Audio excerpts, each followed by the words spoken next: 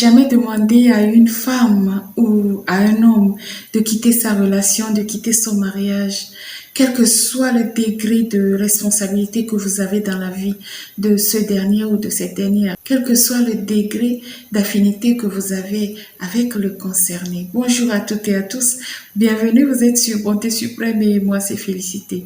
Sur cette chaîne, on aborde le sujet des parents solo, la difficulté d'avancer avec l'éducation des enfants en solo, et sans oublier qu'on aborde le sujet des parents qui vivent en couple, leurs échecs, leurs succès. On est sur une chaîne de partage d'expériences.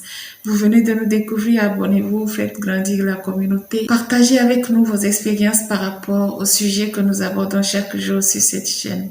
Prudence dans les conseils que nous donnons à nos amis, à nos frères, à nos sœurs, dans la communauté. Prudence, prudence et prudence encore, car on ne demande jamais à une femme ou à un homme, parce que c'est vice-versa, jamais à quelqu'un qui vient nous voir avec un problème, quelle que soit l'intensité de ce problème, on ne peut pas demander à la personne de quitter la relation, surtout quand c'est une relation conjugale, quand c'est un couple ou quand c'est une relation amoureuse.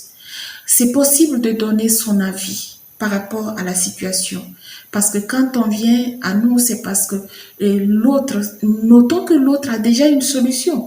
L'autre a déjà réfléchi parce que on est tous des adultes, on est majeurs, on est parfois même vaccinés, à telle enseigne que quand on est face à une situation, on a déjà la solution. Mais il se fait qu'on va voir une tierce personne parce qu'on a besoin d'un avis externe.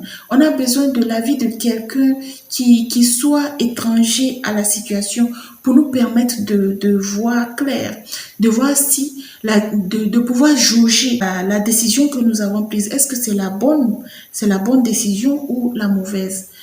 Parfois même, quel que soit votre avis que vous donnez à la personne, elle n'a rien à foutre de ce que vous lui avez dit. C'est ce qu'elle a en tête, ce qu'elle fait. Que ce soit positif ou négatif, l'acte que la personne va poser, elle le fera parce qu'en venant à vous, elle avait déjà déterminé qu'est-ce qu'il faut faire.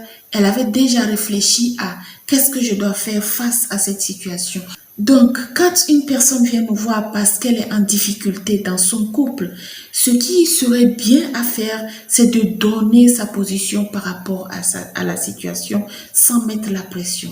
Donner sa position parce que on peut se retrouver dans les mêmes conditions que l'autre, mais surtout et surtout sans mettre la pression à cette personne par rapport à votre proposition. Voilà, moi à ta place, voilà ce que j'aurais fait, mais ça reste mon avis.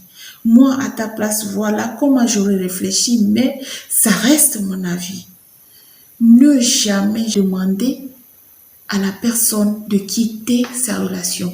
Parce que quand on demande à la personne, quitte cette relation parce que ton partenaire n'est pas sérieux, quitte cette relation parce que ton partenaire ne te traite pas bien, quitte cette relation parce que ton partenaire est violent, il est tricheur, il est ci, il est ça. Il y a tellement de raisons pour lesquelles la personne devrait quitter son partenaire. Mais c'est à elle de décider.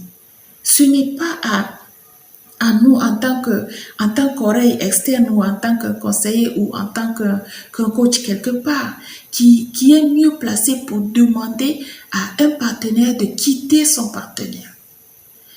Quand on demande à quelqu'un quitte ton partenaire parce que si, parce que ça voudrait dire qu'on est prêt à porter le manteau de destructeur de relation, de destructeur.